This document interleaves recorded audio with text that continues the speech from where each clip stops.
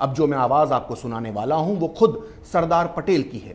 सरदार पटेल ने आजादी के 4 महीने बाद यानी 3 जनवरी 1948 को कोलकाता में एक भाषण दिया था। इस भाषण में उन्होंने खुले शब्दों में हिंदुस्तान में रह रहे मुसलमानों की देशभक्ति पर गंभीर सवाल उठाए थे। उन्होंने क्या कहा था उस भाषण में, उसे बहुत गौर से सुना जाना चाहिए।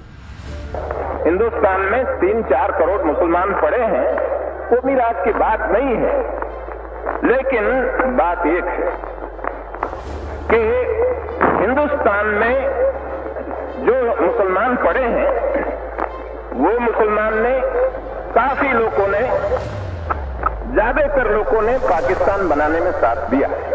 ठीक दिया, अभी ठीक है, लेकिन अब एक रोज में, एक रात में क्या दिल बदल गया? वो मुझे समझ में नहीं आता कैसा बदल गया कि एकदम कहते हैं हमको मान दो। तो ये मेरी समझ में नहीं आता कि एक रोज में दिल सबका कैसा बदल गया। तो वो कहते हैं कि हम वफादार हैं, तो हमारी वफादारी में शंका क्यों की जाती है? आपको सस्पिशन क्यों आता है?